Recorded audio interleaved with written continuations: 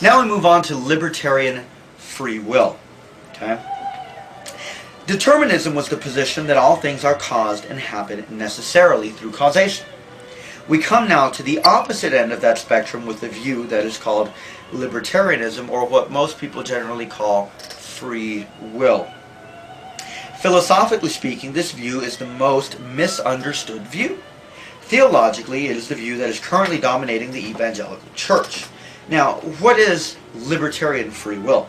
R.K. McGregor Wright defined the view this way. He said this: libertarian free will is the belief that the human will has an inherent power to choose with equal ease between alternatives.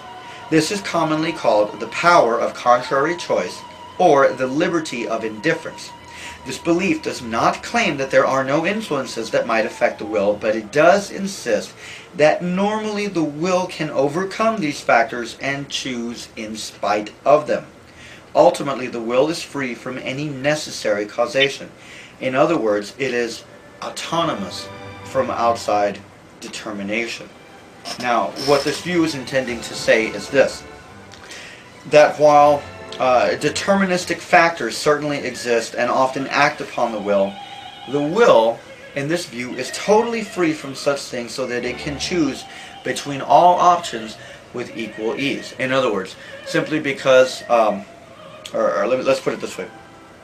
Supposing that before me I have a very nice porterhouse steak, which I love, nice little 22 ouncer, and supposing that I also have in front of me a plate of liver, which, well, I do not like.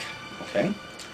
In order to be truly free, okay, in order to be free, I must be able to choose either the plate of liver or the steak with equal ease. Now, the libertarian would say that my love for steak is an outside influence upon my will, and that if I'm going to make a truly free act, I need to act in spite of my love for steak, and basically I need to choose liver. Okay. Libertarians don't argue against the existence of influences. Okay, we need to make that clear. However, again, the true act of freedom is displayed when I choose contrary to the outside influences and other such things that would seek to determine my choice. The key understanding here again is that the will is autonomous. Okay. Now, according to this model then, responsibility is grounded in the ability to choose between contrary choices.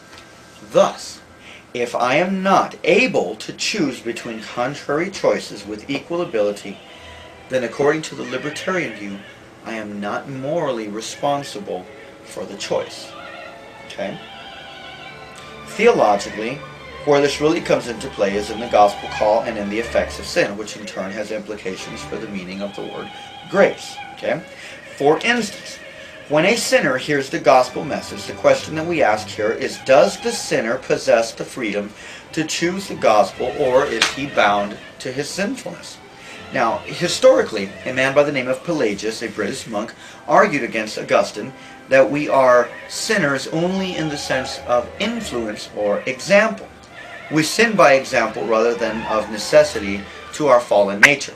This debate was known as the Pelagian controversy, and it was condemned by such church councils as the Council of Orange, or the Council of Carthage, the Council of Ephesus, and also a semi-Pelagian view was condemned at the Council of Orange in 529 AD.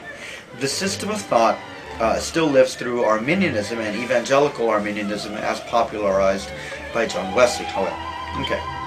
Now, the monkey wrench. Okay?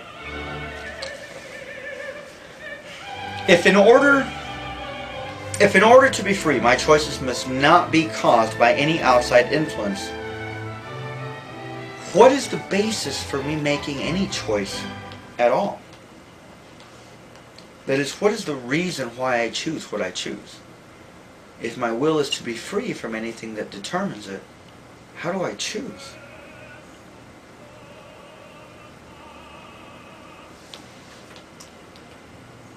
It would appear that there is no reason or no cause for making a choice. The choice just kind of happens or is random, and it would appear that we essentially have a violation of the maxim, out of nothing, nothing comes. Ex nihilo nihil fit. Now again, comes another monkey wrench, okay? If a choice just happens, contrary to my own desires or circumstances, how can I be held responsible for the choice at all, whether it's good or evil? Good, leading to moral praise; bad, leading to moral punishment. For instance, supposing that I saw someone in trouble and they needed my assistance. Now, if I helped them, what would be the basis of giving me moral praise if, in order to be free, my choice must not have been influenced by my own personality? You know, maybe I love to help people or something like that, and if I chose according to that outside influence, according to the libertarian model, my choice was not free because I was acting slavishly to that outside influence. John Frames, The Doctrine of God, lists 18 reasons why we should reject the libertarian view of freedom, and those are well worth looking into. And for anybody who's truly interested in the subject and really wants to get to know something, I would certainly take a look at those. Okay? Now, while we must certainly reject the libertarian view of freedom, we must maintain, though certainly not with the same grounds, that men are responsible for their own actions and especially their sin. However, it is obvious that one cannot consistently maintain a belief in God and human autonomy as well. For if God is God, then He must be God of all creation and thus ruling all that goes on within it. Were humans to be autonomous from God, free from God, then the only thing we could say is that functionally, one thing we could say functionally, we are equal to God, for we rule within our own autonomous sphere, and God rules wherever He's allowed to rule. Wherever He cannot rule, God rules in those places. Okay? We can put the dilemma this way. Supposing that God wanted a particular person saved, and God went through many extremes to provide righteousness for that person, atonement for their sins, etc. Now all that the person needs to do is to, through an act of their own will, is to have faith in Christ in order to be saved, and to have all that work of Christ applied to his or her life. They need to make a free will choice. Now, God's will is obviously that He wants the person to be saved, but the person is free from outside influence. His choice must not be determined or influenced in any way so that he can be responsible for his will.